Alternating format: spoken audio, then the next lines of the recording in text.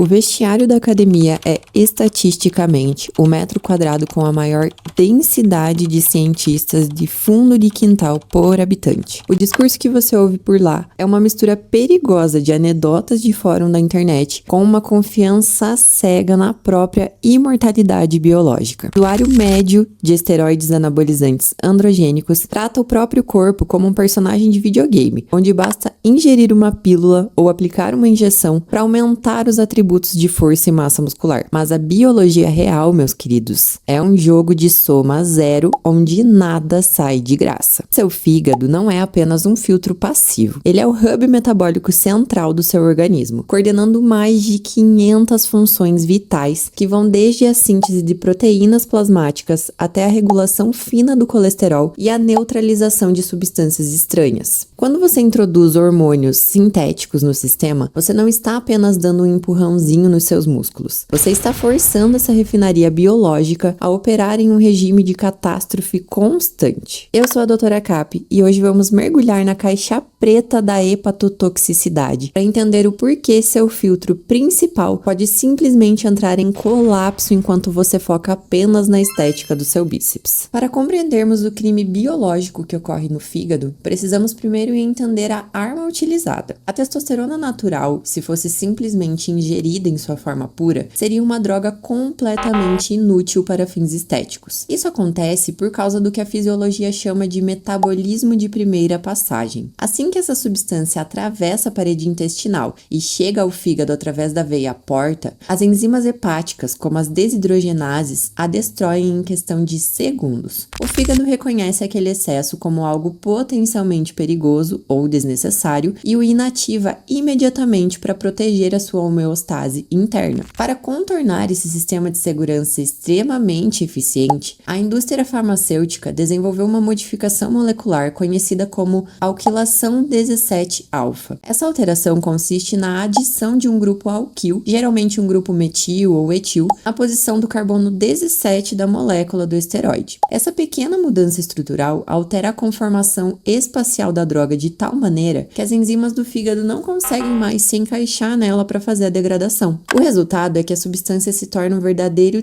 tanque de guerra bioquímico, sobrevivendo ao ataque inicial do fígado e entrando na circulação sistêmica com uma biodisponibilidade altíssima. No entanto, o preço dessa sobrevivência é pago diretamente pela célula funcional do fígado, o hepatócito. Como a droga foi desenhada para ser indestrutível, o fígado entra em um ciclo de processamento infinito e exaustivo. O sistema enzimático do citocromo P450 é responsável pela fase 1 do metabolismo de drogas é severamente sobrecarregado. Na tentativa desesperada de neutralizar esse estresse químico, o hepatócito consome rapidamente seus estoques de glutationa, que é o principal antioxidante do órgão. Quando a glutationa se esgota, o caminho fica livre para que o estresse oxidativo inicie um processo de peroxidação lipídica nas membranas celulares, fazendo com que a célula comece a se degradar de dentro para fora. Existe um mito persistente de que o uso de esteroides injetáveis deixaria o fígado completamente ileso, mas a realidade fisiológica é um pouco mais complexa do que isso. É verdade que os esteroides orais, por serem quase todos alquilados, representam uma agressão direta e imediata. Eles chegam ao fígado em uma concentração maciça logo após a ingestão, forçando o órgão a lidar com a toxicidade de forma concentrada. É uma agressão mecânica e química de curto prazo que eleva rapidamente as enzimas hepáticas e inicia processos inflamatórios que discutimos anteriormente. Por outro lado, os esteroides injetáveis geralmente utilizam a estratégia da esterificação. Ao adicionar um éster à molécula de testosterona, como um enantato ou um cipionato, a droga torna-se lipofílica e é liberada lentamente a partir do tecido muscular para a corrente sanguínea. Como essa substância não é alquilada, ela não possui aquela resistência extrema à degradação hepática. No entanto, isso não significa que o fígado esteja de férias. Toda substância que circula no sangue, seja ela natural ou sintética, eventualmente passará pelo fígado para ser processada. O uso de injetáveis em doses suprafisiológicas causa uma hepatotoxicidade de longo prazo, muitas vezes silenciosa, relacionada à sobrecarga metabólica contínua e as alterações no perfil lipídico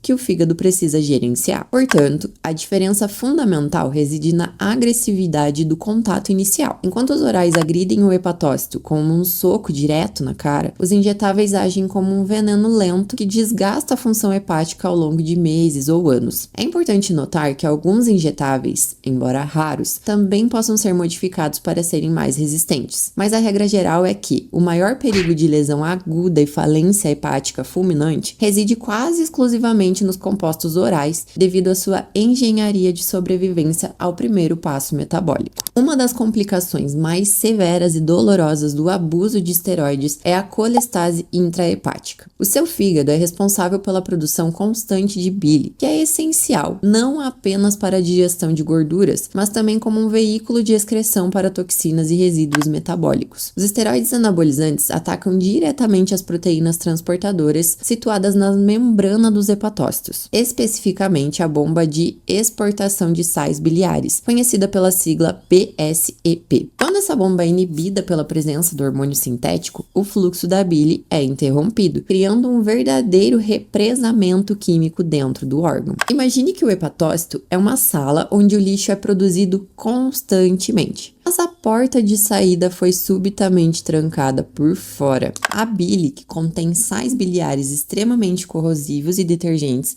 começa a se acumular dentro da célula. Esses sais biliares iniciam um processo de corrosão das organelas internas, atacando as mitocôndrias e impedindo a produção de energia celular. A célula entra em um estado de sofrimento profundo que culmina em necrose ou apoptose. Do ponto de vista sistêmico, o usuário começa a apresentar icterícia, onde a bilirrubina acumulada tinge os olhos e a pele de amarelo, além de uma coceira insuportável, conhecida como prurido, causada pelos sais biliares que vazam para o sangue e irritam os nervos periféricos. Além disso, a urina começa a apresentar uma coloração mais escura, semelhante à cor de refrigerantes de cola, porque os rins tentam desesperadamente filtrar o excesso de pigmentos biliares que o fígado falhou em excretar. Esse quadro de colestase é uma queimadura química interna que destrói a arquitetura do fígado. Mesmo que o usuário interrompa o uso da substância, a recuperação desse sistema de transporte pode levar meses e, em alguns casos, o dano é tão extenso que a função excretora do fígado nunca mais retorna aos níveis de normalidade pré-ciclo.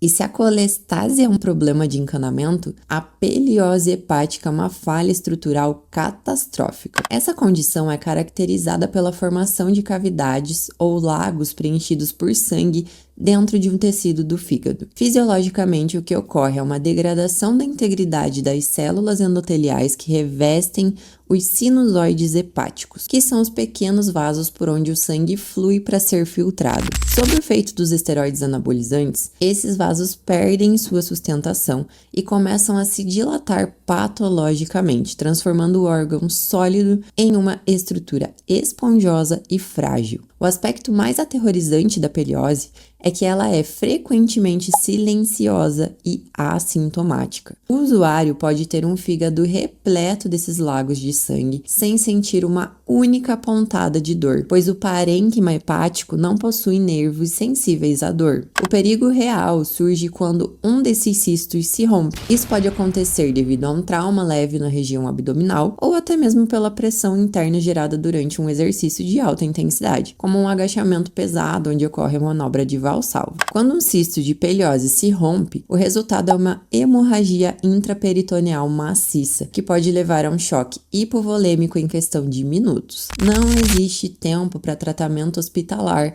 se a ruptura for grande o suficiente. É uma morte súbita causada por uma alteração histológica que foi ignorada em prol de um volume muscular temporário. O fígado deixa de funcionar como protetor do corpo para se tornar uma bomba relógio ensanguentada, esperando o gatilho certo para disparar. Os esteroides são, por natureza, agentes de crescimento. Eles sinalizam para que a célula se divida e aumente seu volume. No músculo, isso é desejado, mas o sinal químico enviado não é seletivo. O fígado é um órgão densamente povoado por receptores androgênicos, o que significa que ele ouve o comando de crescimento tão alto quanto seu bíceps. Ao hiperestimular as vias de sinalização molecular, como o mTOR, e aumentar a produção local de fatores de crescimento como o IGF-1, o uso crônico de esteroides induz o que chamamos de hiperplasia nodular regenerativa. Esse estado de proliferação celular descontrolada pode dar origem a adenomas hepáticos, que são tumores benignos, porém perigosos. Embora não sejam cancerígenos inicialmente, esses adenomas são massas altamente vascularizadas que crescem rapidamente sobre o estímulo hormonal constante. O risco é duplo. O adenoma pode crescer tanto a ponto de comprimir os vasos sanguíneos vitais do fígado, ou ele pode sofrer uma mutação genética devido ao ambiente de estresse oxidativo constante e se transformar em um carcinoma hepatocelular, que é um câncer de fígado agressivo e letal. A ironia biológica aqui é cruel. O mesmo mecanismo que você utiliza para construir massa muscular está sendo usado por células rebeldes no seu fígado para construir tumores. O sinal anabólico é um interruptor que, uma vez ligado em doses suprafisiológicas, pode não desligar mais, transformando seu laboratório central em uma fábrica de células cancerosas. O fígado perde a sua capacidade de regular o ciclo celular, e o que era para ser uma busca pela perfeição física termina em uma biópsia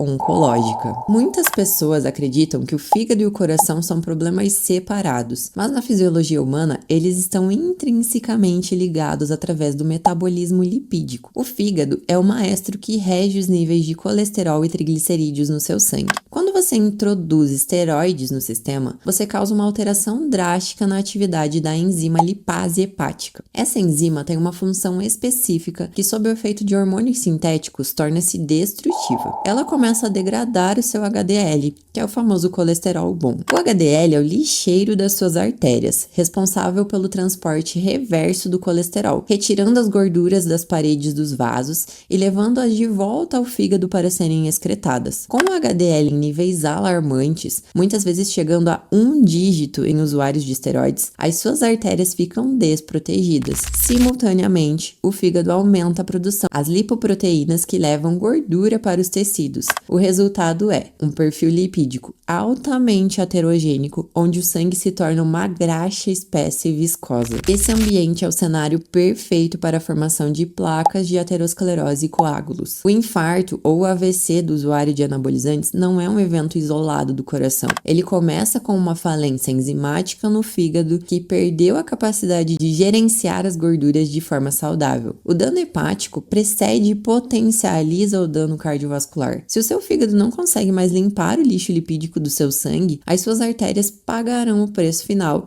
em forma de entupimento e falência circulatória. Doutora Cap, mas eu uso protetores. Vamos abordar a muleta de todos os usuários, a tal da proteção hepática. O arsenal de defesa geralmente começa com o NAC, ou N-acetilcisteína. Para entendermos o NAC, precisamos entender a glutationa. Como mencionei anteriormente, a glutationa é o principal antioxidante do fígado, mas ela não pode ser absorvida de forma eficiente via oral. O NAC entra como um precursor, fornecendo o aminoácido cisteína para que o fígado consiga sintetizar mais glutationa e combater o estresse oxidativo. Na medicina, o NAC é o protocolo padrão para salvar vidas em caso de overdose de paracetamol, pois ele restaura rapidamente a capacidade antioxidante do fígado. No entanto, quando falamos de represamento biliar causado pelos esteroides orais, entram em cena os ácidos biliares terciários, o ácido ursodeoxicólico e sua versão taurinizada, o ácido